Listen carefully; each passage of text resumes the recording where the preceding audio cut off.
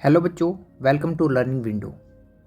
As you know that आपके exam में 1 marks के 20 क्वेश्चंस आते हैं, 10 from the micro economics and 10 from the statistics. तो आज के सेशन में हम माइक्रो इकोनॉमिक्स के 1 मार्क्स के कुछ क्वेश्चंस की प्रैक्टिस करेंगे।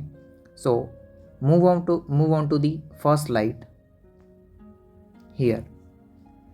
फर्स्ट क्वेश्चन है आपके स्क्रीन पे, which of the following subject matter study in the micro economics. So we know that कि माइक्रो इकोनॉमिक्स में हम इंडिविजुअल्स इकोनॉमिक एक्टिविटी के बिहेवियर के बारे में डिस्कस करते हैं। तो ऑप्शन है first money supply, B aggregate demand, C price determination या डी नेशनल इनकम। तो नेशनल इनकम जो है वो नेशन से रिलेटेड है, तो ये इंडिविजुअल्स यूनिट्स के बारे में, इकोनॉमिक एक्टिविटी के बारे में तो बता नहीं रहा आपको। Money supply is also from the micro economics and aggregate demand is also consider in the part of A micro economics. तो आपका जो आंसर होता है वो प्राइस डिटर्मिनेशन इसका आंसर होता है। So now move on to the second slides और question number second. Question number second है, economic problem arise due to the A high population, B competition among the buyer, C resources have alternative uses या D producer wants to maximise profit. तो economic problem किसकी वजह से arise हो रहा है, economic problem क्यों अराइज हो रहा है? सो इकोनॉमिक प्रॉब्लम अराइज हो रहा है due to the resources of alternative uses. क्यों हो रहा है इसकी वजह से? बिकॉज वी नो दैट हमारे पास लिमिटेड रिसोर्सेज है और उनके अल्टरनेटिव यूजेस हैं। सो अल्टरनेटिव यूजेस की वजह से इकोनॉमिक प्रॉब्लम अराइज हो रहा है।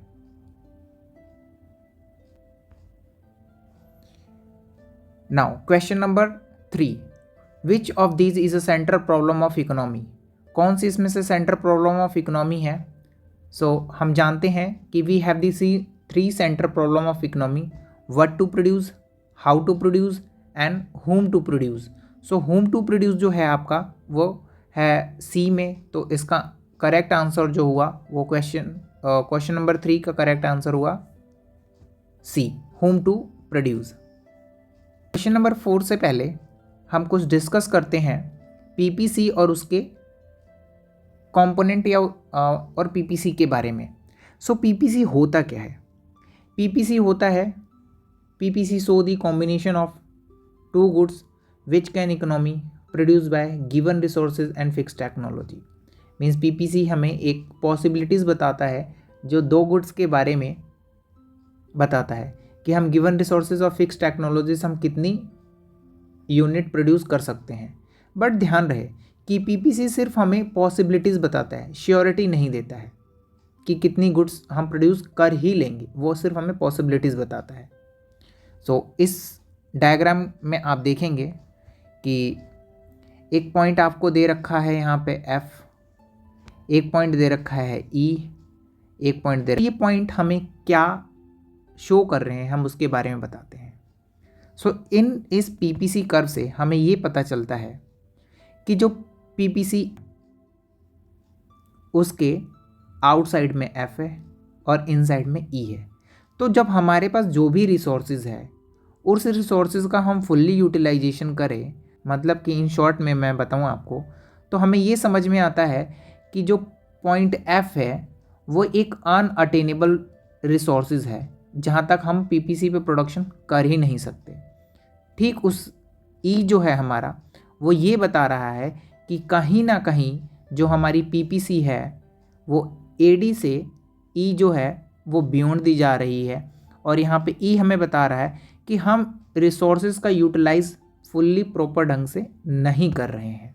सो इसके बाद हम मूव ऑन होते हैं नेक्स्ट क्वेश्चन की तरफ। सो क्वेश्चन नंबर 4 कहता है कि any point inside the PPC show, कोई भी पॉइंट इनसाइड द पीपीसी हो तो वो क्या शो करता है? तो अभी हमने पढ़ा था कि inside the PPC show under utilisation of resources. So इसका करेक्ट आंसर हुआ A, under utilisation of resources. Question number 5, main characteristic of resources are, resources के क्या क्या कैरेक्टरिस्टिक होते हैं वो हमें बताने हैं। सो ऑप्शन ए है दे आर लिमिटेड, ये भी सही बात है। दे आर अनलिमिटेड, जब रिसोर्सेज लिमिटेड हैं तो अनलिमिटेड कैसे हो सकते हैं, तो बी तो नहीं हो सकता।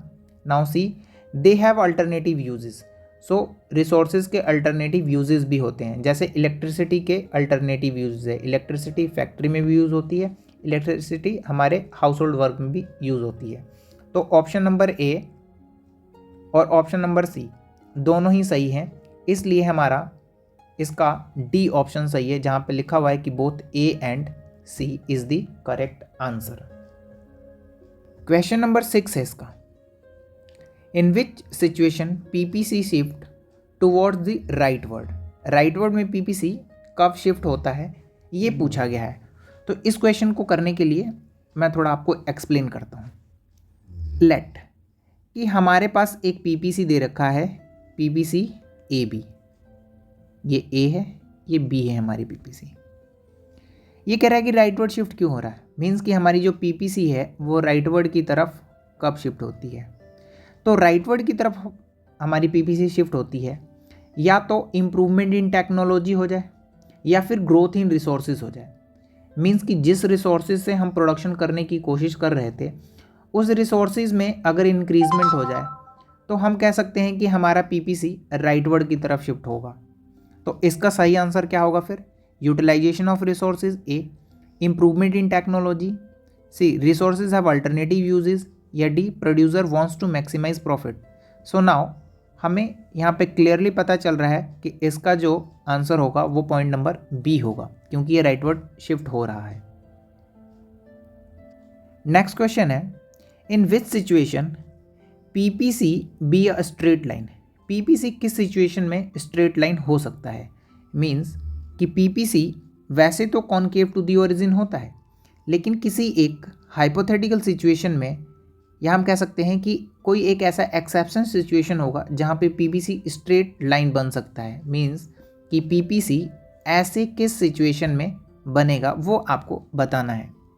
सो increasing MRT, B decreasing MRT, या सी कांस्टेंट एमआरटी, या डी डिक्रीजिंग मार्जिनल यूटिलिटी। इसका सही और करेक्ट आंसर कांस्टेंट एमआरटी हुआ।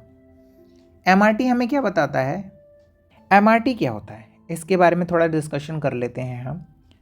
तो मैं बताऊं आपको कि marginal rate of transformation is the ratio of number of unit of one good sacrificed to increase one more unit of the other goods.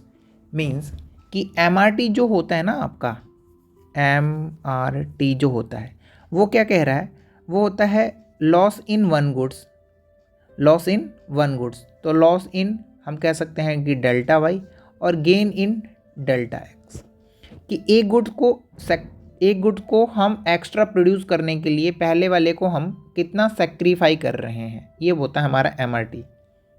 तो इस हिसाब से हम कह सकते हैं कि कांस्टेंट एमआरटी इसका करेक्ट आंसर हुआ। Now question number 8, PPC can be convex to the origin, convex to the origin कब पीपीसी हो सकता है।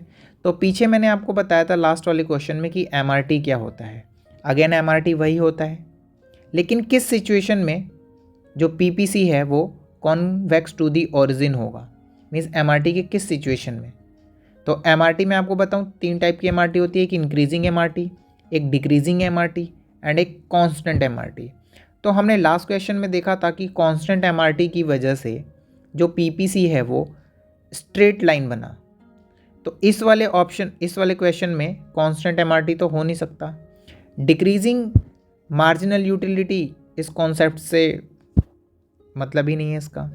So increasing MRT and decreasing MRT में से कॉन्वेक्स टू दी ओरिजिन किस में होगा।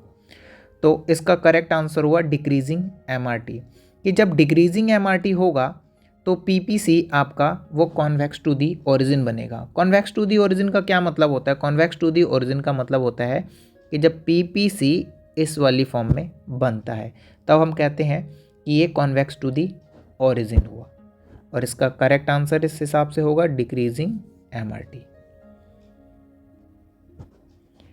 नेक्स्ट क्वेश्चन है आपकी स्क्रीन पर, question number 9। PPC is concave to the origin due to the. PPC concave to the origin क्यों होता है?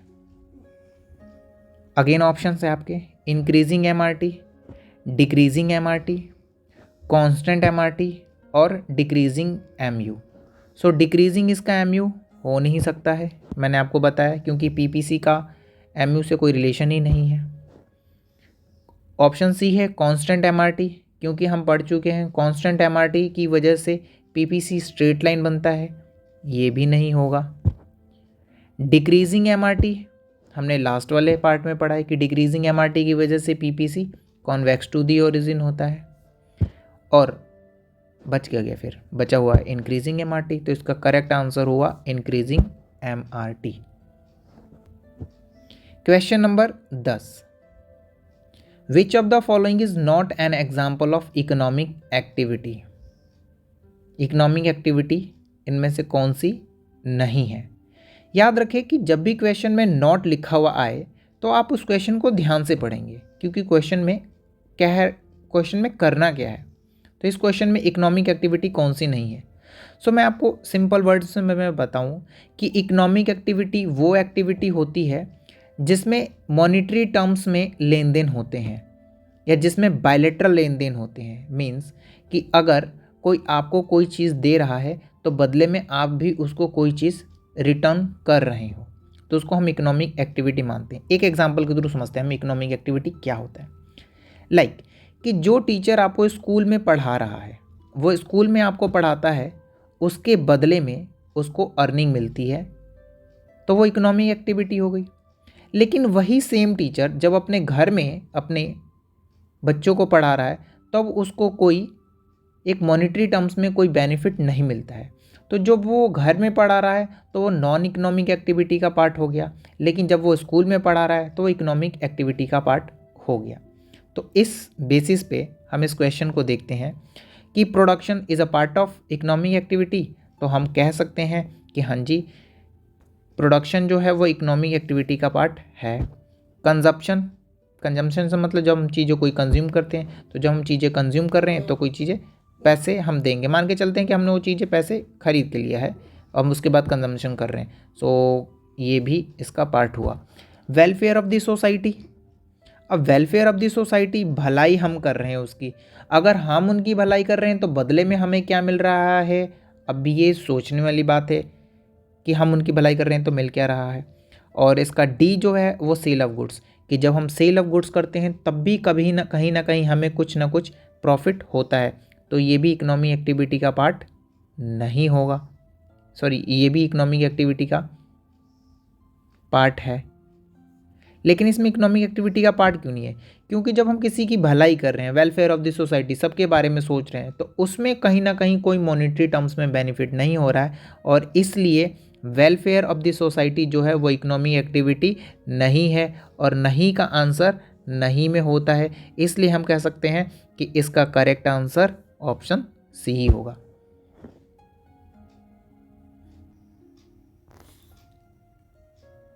तो बच्चों, आपके इन 10 क्वेश्चंस में से कितने क्वेश्चन सही हुए कमेंट सेक्शन में ज़रूर बताएं।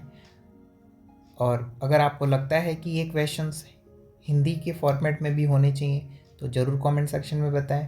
नेक्स्ट वीडियो में मैं ट्राई करूँगा कि आपके लिए क्वेश्चंस जो हैं इंग्लिश के साथ साथ हिंदी में भी लाऊं।